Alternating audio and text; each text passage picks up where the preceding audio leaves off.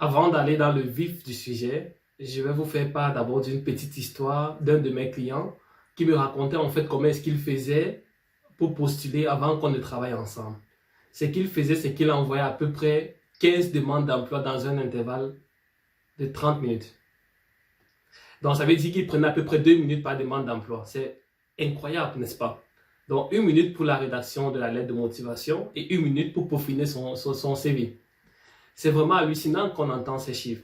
Normalement, juste pour vous donner à peu près un chiffre, pour quelqu'un qui est habitué, pour quelqu'un qui est averti, il faut en moyenne une durée de 5 heures de temps pour envoyer une demande d'emploi. Mais il le faisait en 2 minutes.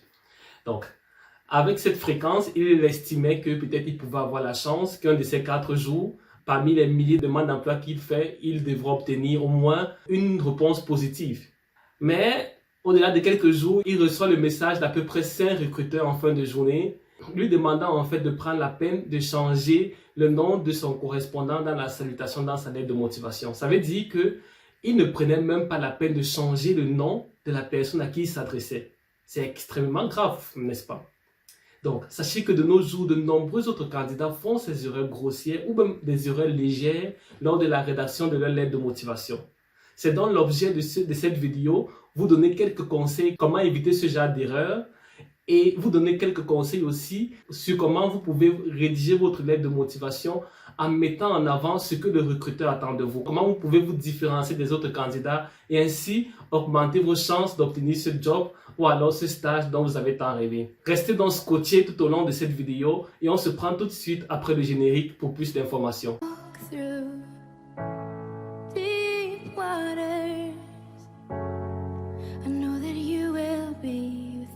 Me voici de nouveau, je vais vous donner le premier conseil qui peut paraître banal, mais de nombreux candidats font cette erreur.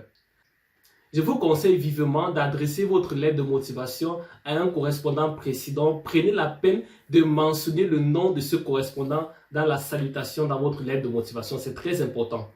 De nombreux candidats essayent parfois, parce qu'ils veulent vite envoyer les demandes d'emploi, ils généralisent ces informations. Ça veut dire, ils disent par exemple, Madame et Monsieur, ou alors en allemand ça se dit plutôt Sehr geehrte Damen und Herren.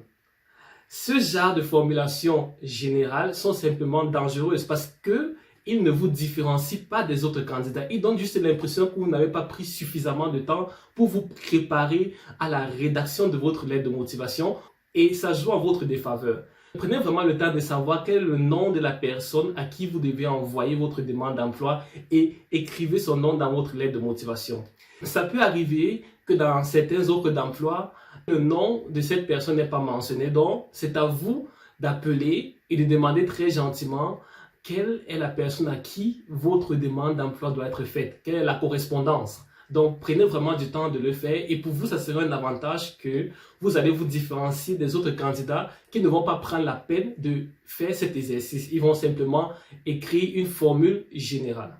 Donc, vous avez déjà le premier point qui va vous permettre de vous différencier dans votre lettre de motivation. Le deuxième conseil que je vais vous donner à ce niveau, c'est que votre lettre de motivation n'a pas besoin d'être très longue. Il ne s'agit pas ici de la quantité, mais il s'agit de la qualité. J'ai travaillé avec de nombreux candidats. Parfois, ils me livraient des lettres de motivation de 2 pages, de 3 pages, c'était même 4 pages. C'est extrêmement long. Et quand c'est très long, vous courez simplement le danger que ça va rapidement ennuyer la personne qui va lire votre lettre de motivation. Donc, soyez le plus court possible, le plus convaincant et soyez précis dans votre lettre de motivation. Votre lettre de motivation, c'est maximum 1 page à 4 et vous n'avez même pas besoin de remplir toutes ces pages. Donc, donnez juste les informations les plus importantes et c'est ça qui va vous différencier des autres candidats. Le troisième conseil que je vais vous donner à ce niveau, c'est que les 2 premières lignes ou les 3 premières lignes de votre lettre de motivation jouent un rôle très important, mais vraiment très important. Vous devrez absolument captiver l'attention de celui qui lira votre lettre de motivation. Vous savez, dans de nombreuses boîtes, que ce soit en Allemagne ou ailleurs, ils reçoivent des milliers de demandes d'emploi par jour. Vous pouvez imaginer combien de lettres de motivation les collègues du Human Resource lisent par jour.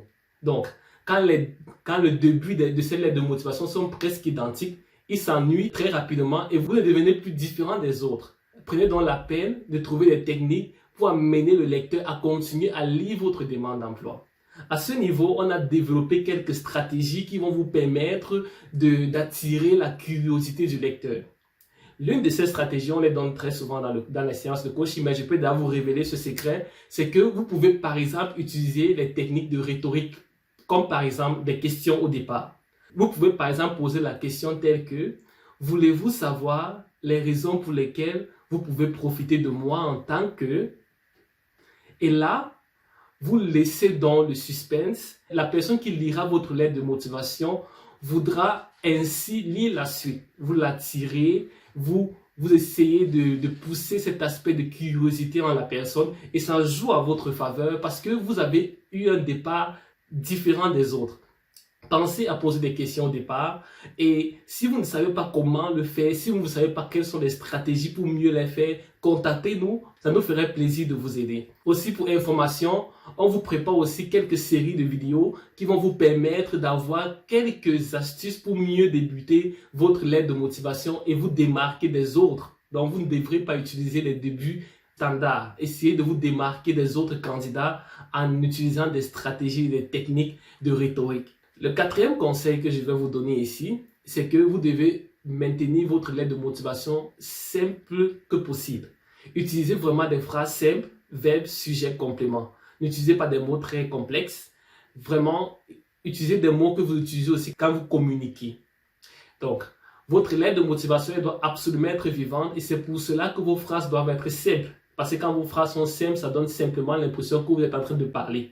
La meilleure stratégie de savoir si votre lettre de motivation est simple ou pas, prenez le temps parfois de lire votre lettre de motivation à haute voix. Si vous avez l'impression que ça ne coule pas très rapidement, ça veut simplement dire qu'il y a des phrases ou des structures de phrases extrêmement complexes. Prenez le temps de les séparer, d'utiliser des phrases simples et ainsi vous pouvez aussi vous démarquer des autres candidats.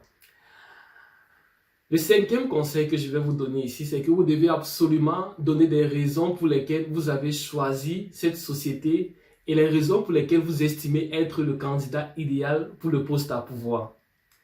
Ici, il ne s'agit pas en fait de relater et de réciter encore votre CV de nouveau parce que de toutes les façons, votre CV sera lu. Donc, essayez de vous attarder sur les points clés, les points que le recruteur attend de vous et soyez le plus précis possible et surtout soyez convaincant. Donc, si vous ne savez pas comment faire ressortir ces points clés, vous pouvez nous contacter. On se fera le plaisir aussi de vous accompagner dans ce sens, de vous coacher et de vous montrer quelles sont les stratégies à mettre en place pour réussir à détecter au travers de l'offre d'emploi ce que le recruteur attend de vous et ce que le recruteur souhaiterait lire dans votre lettre de motivation. Donc, contactez-nous pour plus d'informations à ce niveau. Si cette vidéo t'a plu, alors aime-la, partage-la. Et aussi, pense à cliquer sur la cloche de notification pour ne pas rater nos prochaines vidéos. On se prend à plus tard sur la chaîne Tiens-moi la main.